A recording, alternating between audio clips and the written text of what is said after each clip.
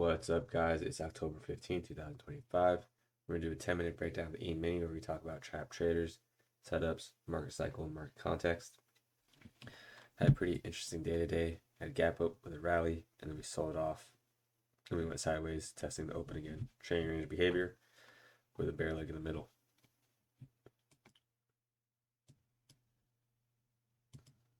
Alright, so we got the weekly chart on the left, and we got the daily chart on the right. Give me 1 second. My throat's feeling better, but I gotta clear it out quite a few times. So weekly bar is starting to become an inside bar, so that's breakout mode. We have a big bar here, and we haven't gone past the high or the low, so that's a contraction. On the daily chart, we have several legs up and then a big sell off here, a big bear bar that got no follow through. Give me 1 more second.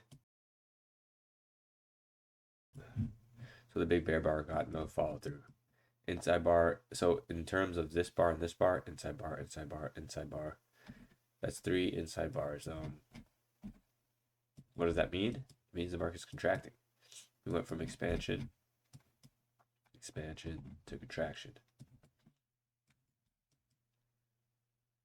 Big bar, rally, sold off, the sell-off rallies. So now we'll see what happens on the upcoming days. But this is trading range behavior because bulls are buying bear bars, bears are shorting bull bars.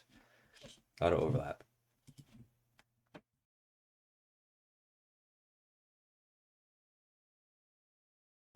We took 1 trade today, got stopped out. I bought the EMA, and then bears got the breakout. I could have made it back if I kept trading, but I just kind of been doing some real life stuff and applying for some jobs and trying to set myself up pretty nicely for next year. And it's starting to look good. So, I really encourage you guys to think about what you want and what you have to do to get there in terms of this year's over, guys. There's 2.5 months left, so we can only plan for next year. You have big gap up, bar 1, bear bar, it's a trading range bar, but closed bearish, and then bar 2, we have a rally, sells off, bar 3, rally, sells off. Rallying, but not good closes, so there's definitely some selling pressure up here. And then we have bar 4. Bar 4 is a bear bar, closing on slow, but we're in a trading range, and it does not close far below. I don't think it closes below, yeah. It does not close below the trading range. Instead, bulls know that, and they buy it.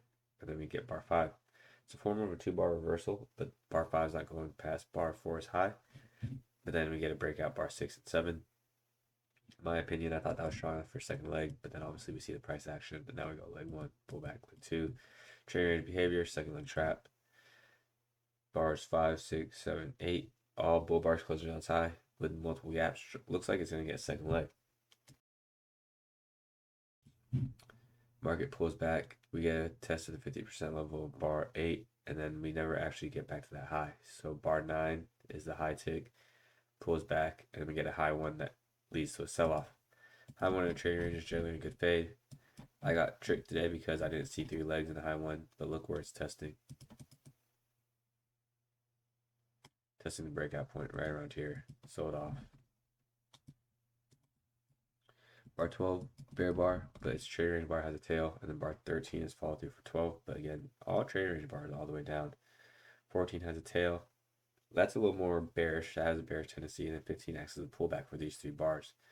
These 3 bars, 12 through 14, get a second leg, 15 and 16. Then we get another pullback, and when this pullback's actually a trend line break. So there's more sellers at the high of the trend line break, and it sells off into the EMA. Bar 23 is not an inside bar, but it's a type of a pullback. It's a contraction bar. And bar 24 is another trend line break. Low trend line breaks had follow through. Leg 1, pull back leg 2, or you could say right here is a initial leg. So leg 1, pull back leg 2, pull back leg 3. Breakout below the EMA, and the market cycle resets the leg count. So now we have a nice leg down here. Leg 1, definitely strong to get a second leg down. Broke below bar 4's low. And this now has gaps around support. So we know that when we have gaps that happen around support resistance, trapping limit order traders. I was one of them who got trapped today. Annoying, but it is what it is.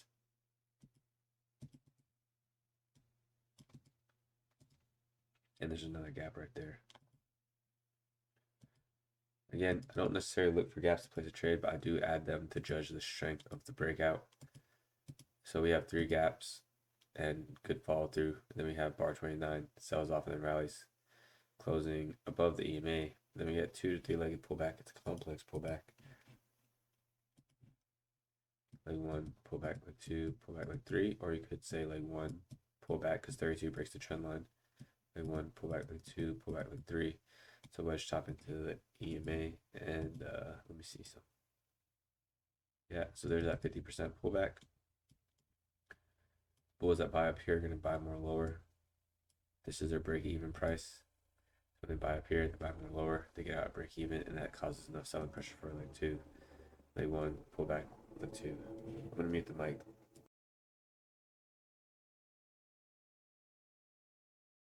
Alright, there's an airplane flying right across the house, so I wasn't sure if you guys could hear that. 36 rallies and sells off. Some unfortunate bulls bought this as it was moving up, and now they're trapped.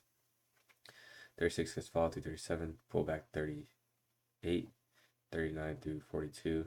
4 bear bars in a row. Shanti gets second leg, but I think it's tricky because we're right around support, and the market did have a small rally right here. Then we see a big breakout bar 43.